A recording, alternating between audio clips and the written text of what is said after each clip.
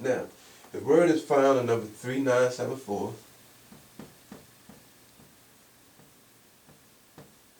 Okay? And it's derived from 215, which we talked about earlier, and that's this word right here, or, ma'or. So the word or means light. When you add the mem to it, it becomes a luminary or something that produces light. Matter of fact, it says properly a luminous body or luminary. So the word ma'or, it can also refer to the lamp in the tabernacle. All right. But then he goes on to say this. And let them be for signs. Okay? After he laid that out in verse 15, the first thing that he teaches us about these luminaries is that they are going to be for signs. So what about this term for signs? Let's put this up here. This is number 226. Okay? And this word is spelled Aleph, Vav, and Vahu, or Tav. And that word, we'll keep it simple. Just say oath. Okay? Now, one thing I want to do with this word is want to look at the parent root. And we're going to look at this for a couple words just to make certain emphasis. Now, the word in Hebrew is Aleph, Wav, Tav, but it's derived from another term. Now, if you've been following these teachings, one of the things that you've heard mentioned several times in regard to the mechanics of the Hebrew language. When you look in the Strong, you find, even though you find this word ma'or, it also teaches it that it's derived from this three-letter word, which is considered to be a primitive root. Now, this word oath is considered to be a primitive root as well, and it's associated with the word in 225, which is basically the same word. Now, the words that have three letters are derived from what's called a biliteral root, or a parent root. And you have a father and you have a mother. Now the aleph, which is the picture of the ox head, when you get into the pictographic form of the Hebrew language, the ox, and it represents strength. Okay? When you get into the tav, this is just a mark. And of course, represents a sign. Now, when you look at these, put these together, you have strong sign. Okay? So when he created the luminary, he's basically telling us, and let them be for signs, not just any old sign. These are strong signs. In other words, this is something that we have to pay attention to. Matter of fact, this word right here, Aleph Tav, you find that scattered throughout the Torah and the Tanakh. It's pronounced et. But it's never translated. Never translated. Because there's no word to use to translate it. But if you understand the Hebrew or the Hebrew language, whenever you see this term connected to a word, it indicates a strong sign. That's something that the Most High put there so that we can pay attention to it. Okay? That's one way of looking at it. There's another definition to this as well. But we'll talk about that another time. We want to keep it simple today. All right? So, the word oath, and let them be for signs. All right? We want to look at an example in Bereshit chapter 37, verses 9 through 11, that gives us how this sun, moon, and stars were shown to be a sign for something else. So, it says, and he dreamed yet another dream. This is talking about Yusuf, or Joseph, and told it his brethren, and said, behold, I have dreamed a dream more. And behold, he said, Ha Shemesh, and Ha Yariach, and Kokabim, the sun and the moon and the 11 stars made obeisance to me. And he told it to his father and to his brethren. And his father rebuked him and said unto him, what is this dream that you have dreamed? Shall I and your mother and your brethren indeed come to bow down ourselves to you to the earth? And his brethren envied him. But his father observed the saying. Now let me say this about Brother Yaakov, or Israel. He was a prophet. Now according to the Torah, it is described how the Most High recognizes a prophet. He says, if there be a prophet among you, I will reveal myself to him in a vision or a dream. One of the things we know about Yaakov is that he dreamed and he had a vision. So that qualifies him as being a prophet. So when he heard Yusuf's dream, he understood what these were symbolizing. Listen to what he did. Hopefully we all got this right here, okay? Let me get this off the board.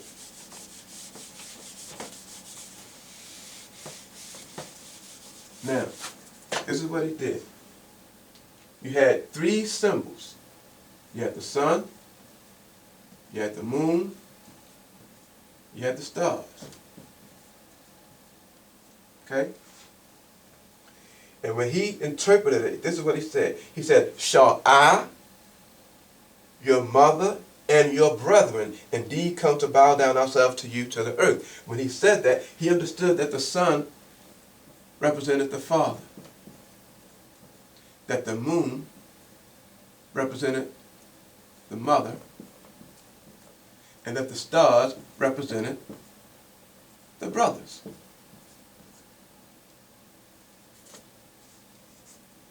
Okay? All right. He understood that from the dream. That's why he made that statement. But here's a question. Do we understand that?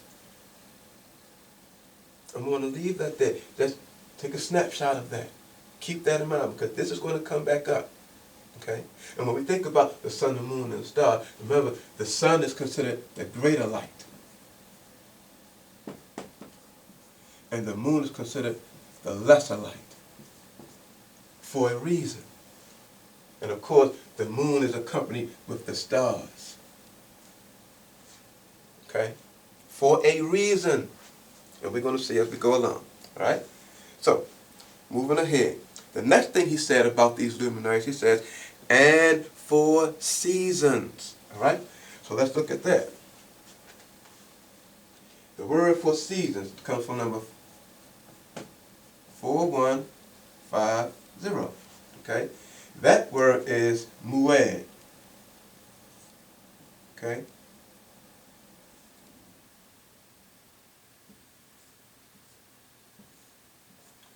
Okay? Mued. Some pronounce it moed. Okay? Now, what this means, appointed time.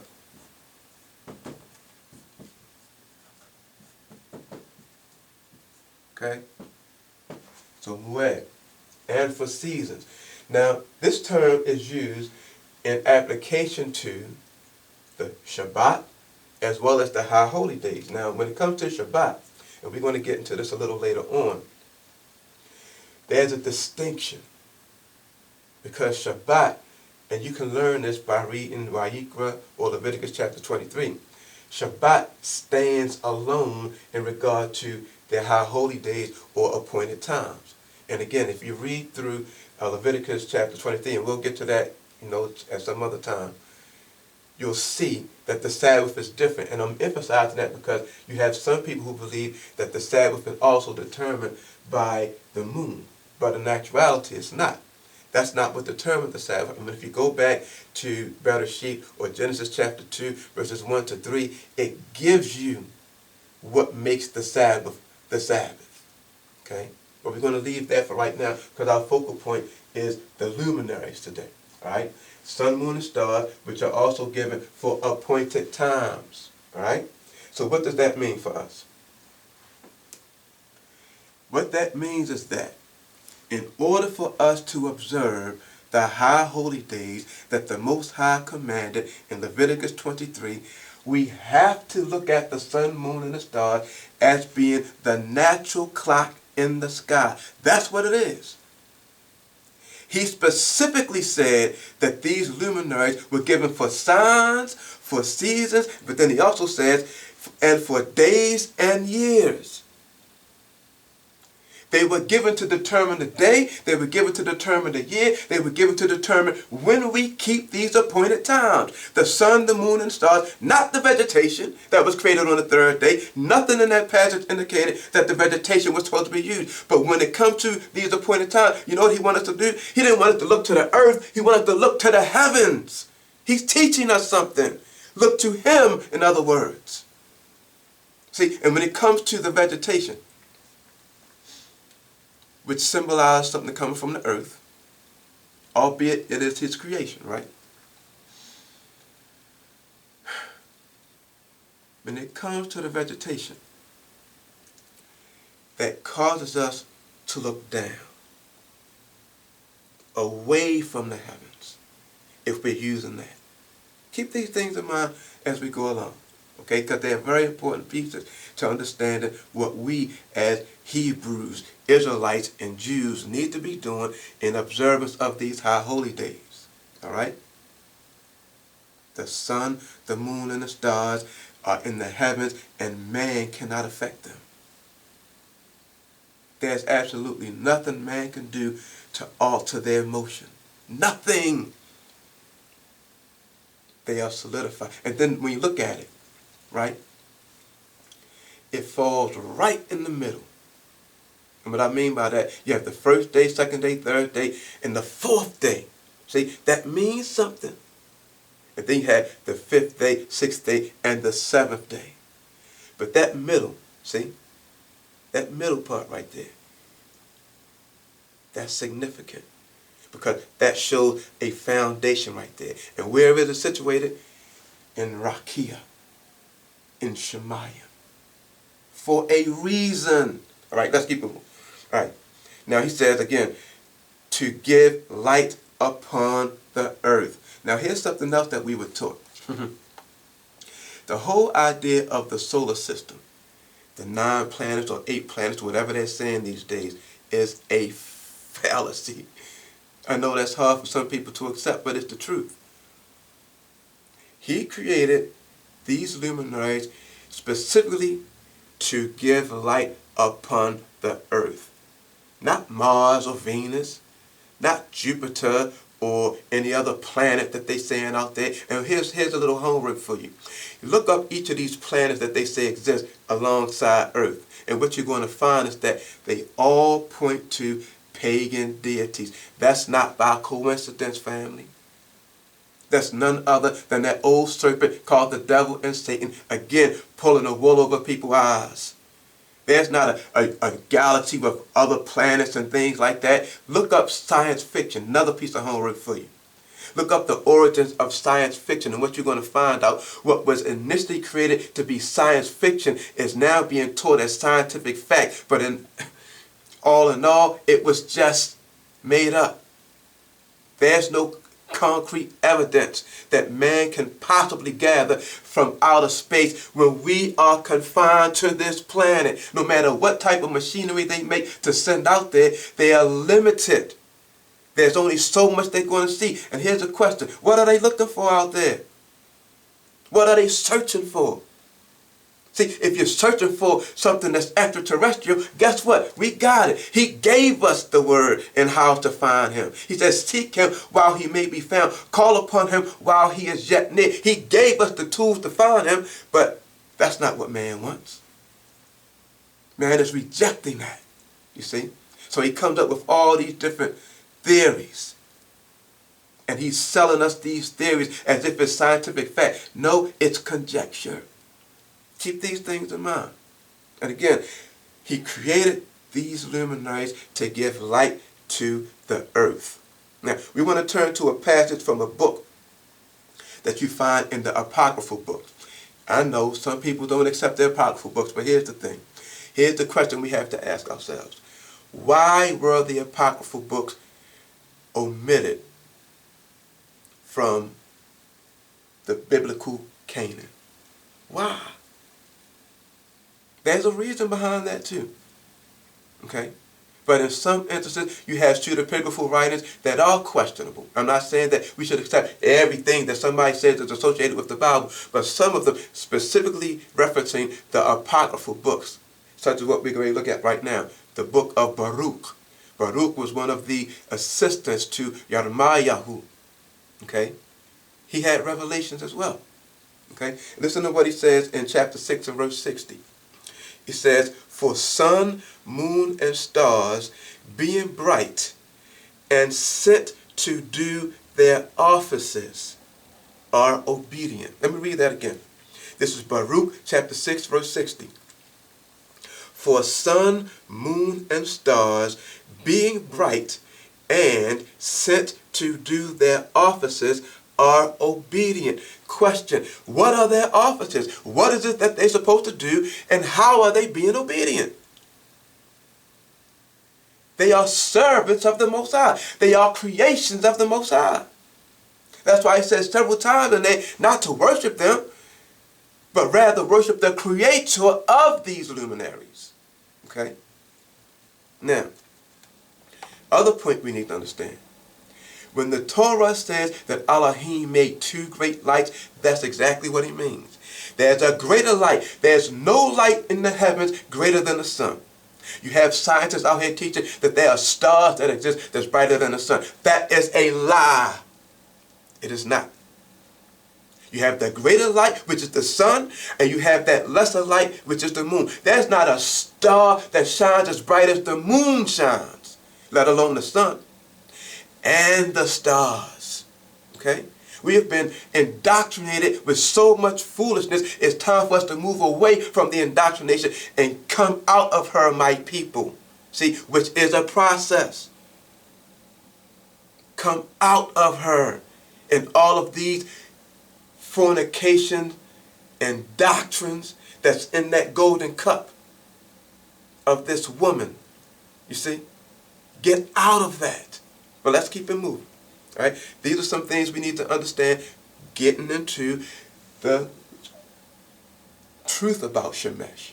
All right? So, in Yirmiyahu, or Jeremiah 31 and verse 35, it says, "Thus saith Yahweh, which gives the sun for a light by day." And he refers to that in the scriptures, Et ha-ma'or ha-gadola, the greater light. And he says to rule the day. Once again, this is the sun, Shemesh. All right? Now the term Shemesh, which you find up here, you'll find this in number 820, 8121. 8 simply means Hebrew, right? In the Hebrew lexicon of the Strong's Exhaustive Concordance, all right? The word Shemesh, now it says it's from an unused root. It says to be brilliant, the sun. By implication, the east. Think about that. So when it says by implication the east, depending on the context that the word is used in, sometimes you're going to see that term used and it's going to say Shemesh, but it's going to say the east. Why? Because we understand that the sun rises in the east. For years, we watch this, regardless of how old you are, you know. However old you are, you see that sunrise and you see that sunset. That sun, whenever you see it rise, it's rising in the east, and whenever you see it set, it's setting in the west. It does that every single day. Every day it does the exact same thing. That is its office. That is what it's supposed to do. But something else is taking place too, and we're going to see that as we go along. Okay? Now in Sirach, which is another book found in the Apocrypha, we find this in chapter 43. We're going to start at verse 1, read down to verse 5. It says, "The pride of the height, the clear firmament, the beauty of the heavens, with his glorious show. The sun, when it appears, declaring at his rising a marvelous instrument, the work of the Most High. At noon it parcheth the country, and who can abide the burning heat thereof?" When it talks about at noon, it's talking about when the sun reaches its high point. Keep that in mind. You have the sun when it initially rises, and you're just seeing it just coming up above the horizon.